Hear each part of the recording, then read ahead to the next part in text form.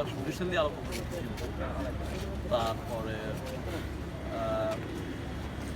আমরা তো আসলে আমরা ওইভাবেই তার সময় ব্যাপারে বছরে একটা কিন্তু অবশ্যই শিল্পী সমিতি নির্বাচন নিয়ে শিল্পী সমিতি নির্বাচনটা না অ্যাকচুয়ালি আমি বলি শিল্পী সমিতি নির্বাচনটা আমি জানি না মানুষ এটাকে কি মানে এত বড় কেন এটা আমি জানি। শিল্পী সমিতির নির্বাচন হবে সুন্দর হেসে খেলে সব কিছু শিল্পী সমিতির নির্বাচন হবে। যেমন আমাদের কিছুদিন আগে আমরা দেখছি যে আমাদের ফিল্ম ক্লাবের নির্বাচনে আমরা নির্বাচন করলাম, সেখানে কত আনন্দ করে ফুর্তি করে আমরা নির্বাচন করছি সবাই।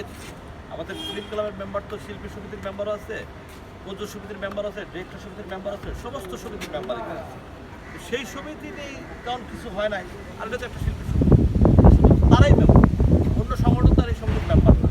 এটা ফিল্ম ক্লাবটা এটা প্রত্যেকটা সমিতির মেম্বার এখানে আছে। আমি ক্যাপরা বলে মানে ওইটা তো আরো ডেঞ্জারাস সমিতির একটা ক্লাব, হ্যাঁ। তো সেইখানে কোনো ঠায় ঝামেলা কিছু নাই, শিল্পী সমিতি নিয়ে এত ঠায় ঝামেলা কেন, এটা আমার কাছে মাঝে মধ্যে খুব খারাপ লাগে, ঠিক আছে। আর এটা আমি তো মনে করি এটা কিছু না, সুন্দরভাবে মানুষ আসবে, ভোট দেবে, ভোট দিয়ে সুন্দরভাবে আনন্দ করে সবার সাথে দেখা হবে, গোলাপ মিলাবে, তারপর আসতে হবে সবাই চলে যাবে। হ্যাঁ, এটাই হওয়া উচিত আমি মনে করি, কারণ শিল্পীরা তো ভদ্র, নর্ম ভদ্র, তাই না। এখন ওইখানে যদি শুনি কেউ ঢুকতে পারবে না, আবার কেউ ঢুকতে পারবে, আবার 2 ঘন্টা করে ঢুকতে পারবে না, এই ঝামেলাগুলো না এটা নিজের কাছে খুব নোংরামি মনে হয়, এবং এই জন্য মনে হয় যে খারাপ লাগে, অনেক খারাপ লাগে। এইভাবে যেটা বলছিলেন ফিল্ম ক্লাবের নির্বাচন কিন্তু আমরা দেখেছি এসেছে এবং খুব সুন্দর উৎসব মুখরভাবে আর কি নির্বাচন হয়েছে, এবং আপনারা যেই প্যানেলেরই হন পরবর্তীতে কিন্তু আপনারা মিলেই গিয়েছেন একসাথে। কিন্তু এই যে শিল্পী সমিতির ক্ষেত্রে একটু কাদা ছোড়াছুড়ি একটু না, অনেকেই কাদা ছোড়াছুড়ি জানাই। আমি বলি কাদা ছোড়াছুড়িটা অ্যাকচুয়ালি থাকা ভালো না। দিন শেষে এই 4 দলের মাঝখানেই আমরা সবাই, এবং সবার সাথে সবার একটা ভোট সম্পর্ক, এই সম্পর্কটা আমরা ধরে রাখা উচিত আমাদের, এবং এই সম্পর্কটা ধরে রাখলে আমাদের ইন্ডাস্ট্রির জন্য অনেক ভালো হবে, ইন্ডাস্ট্রি অনেক উন্নতি হবে।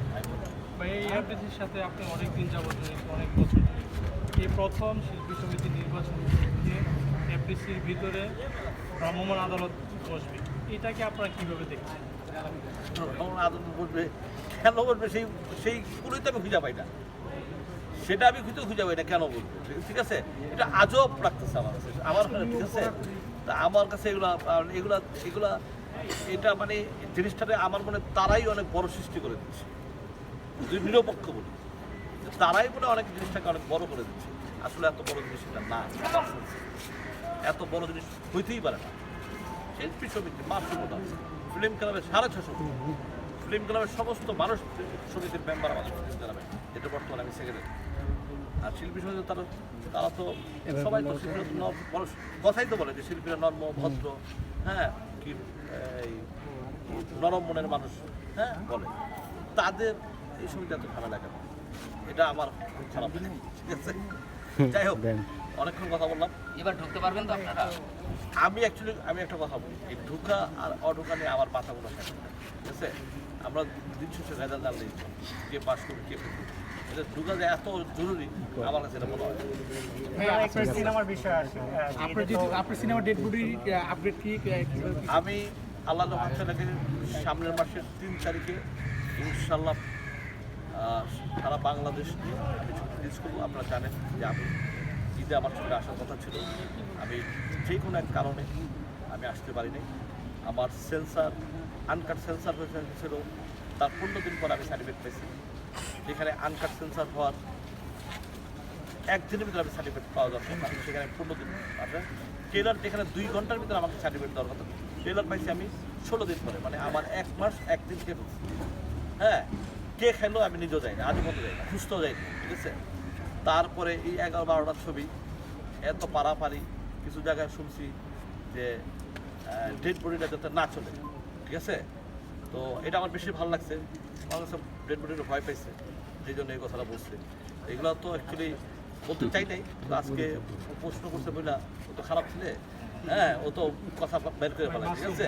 আর নাম কি বাস্তব, ও তো বের করে ফেলায়, ওর কারণে আজকে বলে দিলাম যে আমার সাথে এই ঘটনা বলবো। গুঞ্জন শোনা যাচ্ছে নাকি আপনি বিশাল একটা মহড়া নিয়ে বেরোতে যাচ্ছেন? আমি ইনশাআল্লাহ আল্লাহ যদি বাচ্চা রাখে, আমি সিনেমাটা 29 তারিখে আমি একটা ঈদ আরেকটা ঈদ আমি বানাবো যেটা 3 তারিখে ইনশাল্লাহ সারা বাংলাদেশের ঘরে চলবে এবং আমি বিশাল পাবলিসিটি করবো আমি সেটি মোটরসাইকেল দিয়ে ঢাকা শহর গাড়ি বলছি হ্যাঁ মোটামুটি আমার যারা ছোটো ভাই বোনেরা রয়েছে, আমার যারা বন্ধু আছে, থেকে আমি প্রচারে যা লাগে প্রচারেই প্রসার সিনেমা আমরা এত এত কষ্টের ভিতরে থাকি তারপরে সিনেমা আমরা এত কষ্ট করে বানাচ্ছি সেটাকে যদি প্রচার না করতে পারি তাহলে মানুষ কেন সেই প্রচারটাই করবে শেষ প্রশ্ন ভাই শেষ একটু প্রশ্ন আমি একটা আপনি যদি শিল্পী হতেন তাহলে এই শিল্পী আল্লাহ জানে নির্বাচনে কোন প্যানেলটা বেশি আল্লাহ যেন আমাকে শিল্পীরা না বানায় ভাই ডেড বডি সিনেমা নিয়ে একটা প্রশ্ন, সেটা হলো সম্প্রতি আমরা দেখেছি আরেকটা হরর সিনেমা মুক্তি পেয়েছে এবং সেখানকার প্রডিউসার কিন্তু অফার দিয়েছে যে আপনি একা দেখলে এত লক্ষ টাকা দিব। আপনি এই ধরনের কোনো অফার সাধারণ দর্শক ফালতু কথা বলি না এসব ফালতু কথা বলার সময় আমার নাই হ্যাঁ আর ফালতু কথা বলে পাবলিসিটি করতে হচ্ছে বৃক্ষ তোমার নাম কি ফলে বলতে স্ক্রিনে দেওয়া দিচ্ছে ব্যতিক্রমী কোনো আর কোনো প্রচারণা থাকবে কিনা বা ইনশাল্লাহ দেখো না 29 তারিখ ইনশাল্লাহ দেখাবো ঠিক আছে ঠিক আছে। ঠান্ডা